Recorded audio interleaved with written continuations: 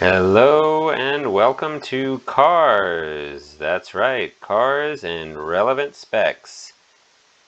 On today's particular video, I am going to be talking about a variety of fun facts that I find especially interesting. And I also would like to refer you all to a couple of amazing YouTube channels. Now, you may have notice them on my YouTube channel, in my featured YouTube channels, that I have especially presented as some of my favorites. Now, take a look at the links in the upper right of your screen, and of course also in the description of this video. Alright, this one's going to be relatively quick, just tossing out a couple of quick things related to some horsepower and torque formulation, and then getting into just a few other things that I find rather interesting. All right, let's take a look.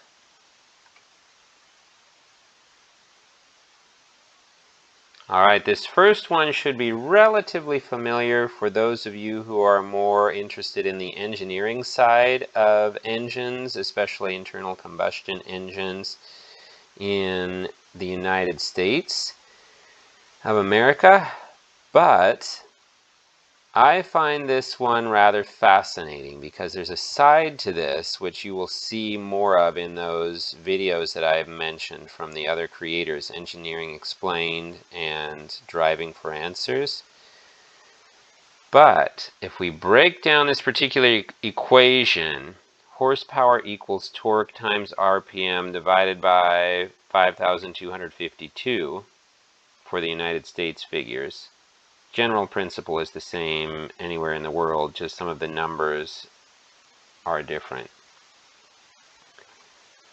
But this is what it boils down to. Horsepower equals torque. Yes, there is the speed factor in there. Essentially, we're figuring out work, which is force and distance, and we have that time factor to convert it to horsepower. But what it really boils down to is horsepower ultimately is torque. So for example, if you have peak torque at 1200 RPM, these days a lot of turbocharged engines have the peak torque beginning at around 1500 or maybe as low as 1200 or somewhere around 1800 RPM. If you want to know how much power is being made at that particular torque figure, well, to find that horsepower, you take that torque. Let's say it was 300 pound-feet of torque, and I know there's different ways to say that. There's like foot-pounds and pound-feet and pound-force and so forth. Just for simplicity, bear with me here. Let's just call it pound-feet for the moment. And I know there's more precise information on this and different schools of thought in a way.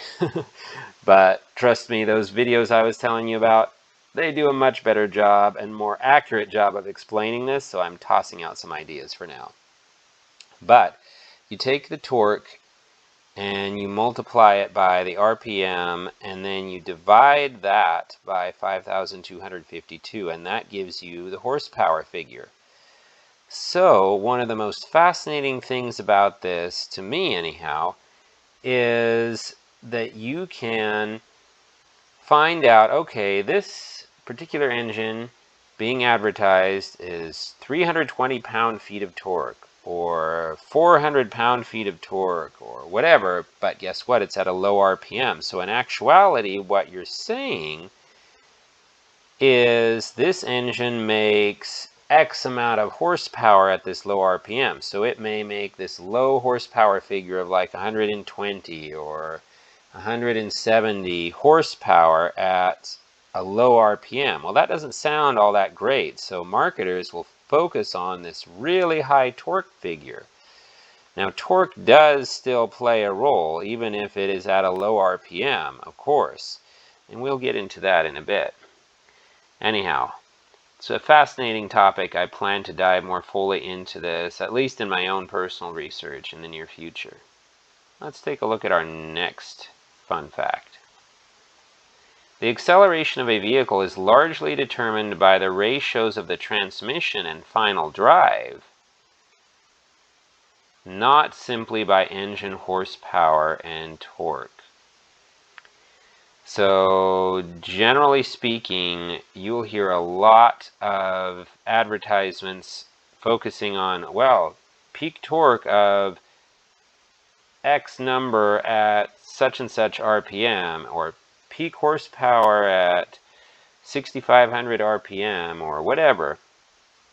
Well, that is only part of the story. Not only is it peak, as the description implies, but it is also only what the engine is doing. It's not really telling you what the car is doing while you're driving it, because that is also determined by the ratios of the transmission and final drive.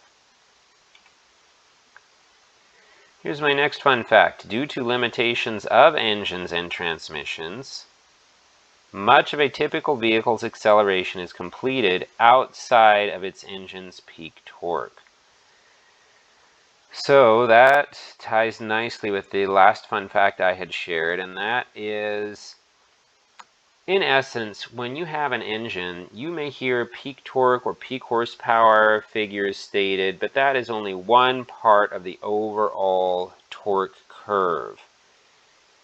So you may be utilizing a completely separate section of that engine's power band, which I will touch on here in a moment, to be accelerating. Now, what am I getting at here? What I'm getting at is the transmission, and that includes the final drive ratio, may have a much, much greater effect on how the vehicle actually feels to drive, as opposed to those super popular horsepower or torque figures. And as I mentioned about an engine's power band, well, what does that tie into here? An engine's power band is generally the RPM range between its peak torque and peak horsepower. But again, for acceleration to be occurring with a typical vehicle that doesn't have an infinite number of gear ratios, you're going to be outside of that power band some of the time, but especially outside of the peak torque. So again, the transmission ratios, including the final drive ratio, that can have a much greater effect than it's given credit for. Here's a quick illustration. Think about placing your vehicle in its highest gear, let's say 9th gear for some of these modern vehicles, but 8th, 9th, 10th, whatever.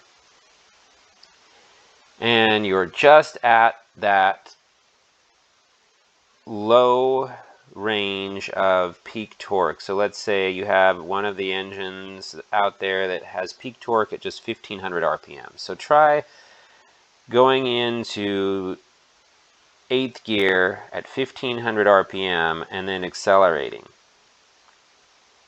Now try the same thing, 1500 RPM, that same peak torque for the engine, but at an obviously much slower speed, miles per hour or kilometers per hour speed, but in 1st gear. Well, the engine is still at its same peak torque of 1500 RPM for this example engine. But guess what? You're going to be accelerating much more quickly. You'll feel the car accelerating. You might even spin the tires depending on the particular vehicle. So keep in mind, there's a lot more to the story than just those peak numbers that are advertised. The popular torque and popular horsepower numbers. There's a lot more to it than that. And that's the biggest point of this video. All right, well, hope you all enjoyed this, and please do check out those links with a much more detailed description of horsepower and torque and I also highly encourage you to check out some of the other videos from these content creators about acceleration and engines in general. There's a whole resource of information through their YouTube channels. All right, well, thank you everyone again for joining me on C.A.R.S. And until next time, bye-bye.